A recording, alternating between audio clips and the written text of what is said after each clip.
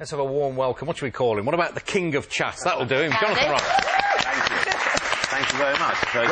Where's the beard gone? I got in terrible trouble for growing a beard with a previous employer. I grew the beard because it was it's a combination of laziness and also because I was leaving one job and going to another. I thought, okay, mark the change, just relax. And I had the summer off with the family, so I just let it grow, and it was relaxed. And, you know, it's not just me and the family. I let my wife grow her beard over the summer as well. And then when we go back to work, we both smarten up. Yeah.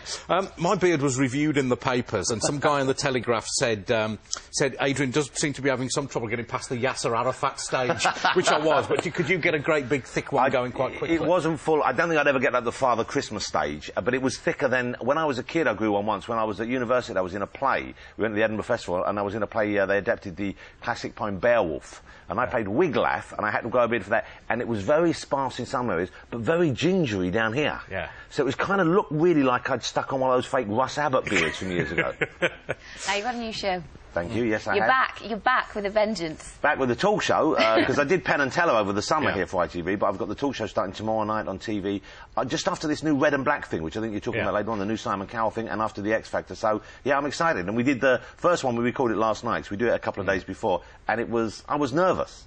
I'll be honest with you, I was kind of more nervous than I've been for years about something. I don't know why I was so nervous. Maybe it's because I wanted to work for the guys here, and I wanted it to be good for me and for the audience, obviously. But once we went out there and we started doing it, and the audience were so lovely and so supportive, it just felt great. How does nerves manifest itself with you? Do you get stroppy? Do you get quiet? I know a famous footballer called Gordon Strachan told me once he couldn't stop yawning when he was nervous. You drive managers mad in the dressing room before a game. Yeah, something like that sometimes happens. You do get a kind of like, it's almost like your body's trying to divert your attention away from what you're going to do. So I do yawn a little bit, but I just get a bit dry-mouthed a little bit, you know, just a kind of wariness and feeling like you're going to maybe trip on your words a little bit like that. All those kind of anxieties that are just sort of bubbling under. But once you're out and doing it, if you relax, it all goes. But some guest list you've got for the first one. I mean, if there's one woman in the world in the music business you want to interview, it's Adele, and you've got her on this weekend. We've got a quick clip of that. Hey, you've inspired me to record. Uh-oh. What? What are you doing? Is it like a Peter Kay album? Well, no, I thought you've done 19 and 21. Oh, look at that. Yeah, I thought maybe time for the oldies. Yeah, there you go. You've got through so much effort. Including some tracks from my own dough there, you know, is that a girl or a boy? I can't tell from the back anymore. You're not going out dressed like that, that's a good one. And hips don't lie.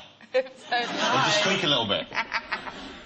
But is she all right? Because she seems ever so sad in her songs. Well, is she okay in herself? I worry about her. The songs are about sad experiences in her life mainly, but I don't know if you've heard any of this. Some DJs have remixed a lot of them and made big dance tracks out of them. So there's her vocal, and she's singing this like really sad, intense experience she's had, and other times, da da da da da da. You think, what's that? They haven't even listened to the song. But I think she's fine. I think she minds that part of her emotional life for the music, and I think she might be. I mean, I know she's planning to go back in the studio soon. I think she's writing some new stuff or starting to write some new stuff, and I think some of it might be a bit more upbeat. But she's massive, though, isn't she?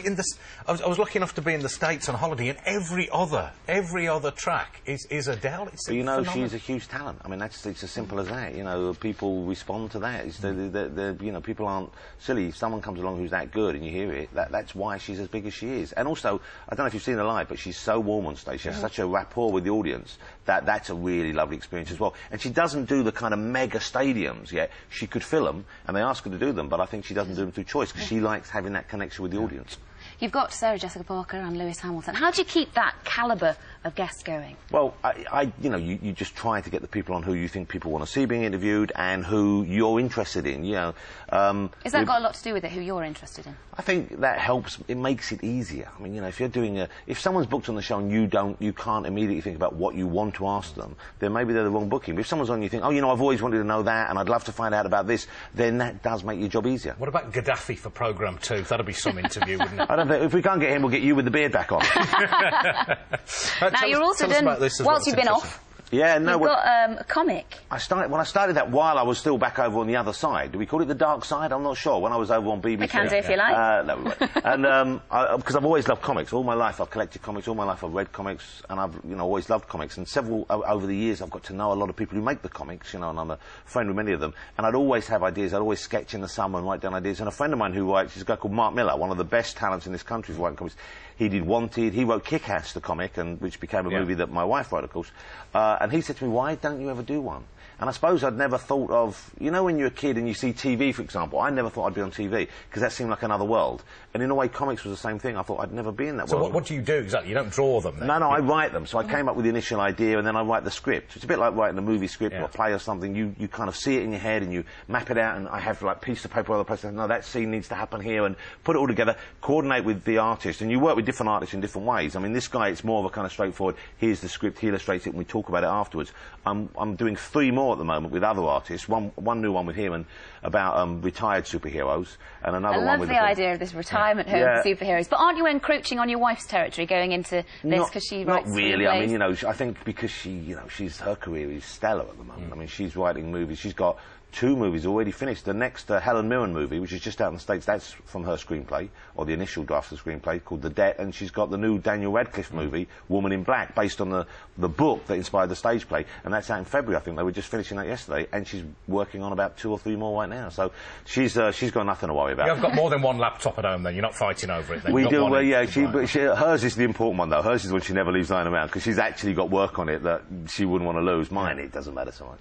God, it's fantastic. It must be great to live out your fantasies writing something like that, you know. It really was so exciting, and actually seeing the pages come back. And it's one of those things, I'm sure a lot of people out there think, oh, maybe I should write, or maybe I should do something like that. And in a way, fear is what holds you back sometimes, because you're a bit embarrassed about even saying out loud that you'd like to try that, or you're worried what the reaction will be. And that's such a sort of terrible reason not to do something. So I think really it was just, I thought, you know what, even if it doesn't go down well, I'm going to do it, I'm going to have fun doing it, and I'm going to try my best to do it well. And, you know, and I think I got better as the series went on. We did 5 books in that series, and that's why they're in the hardback now.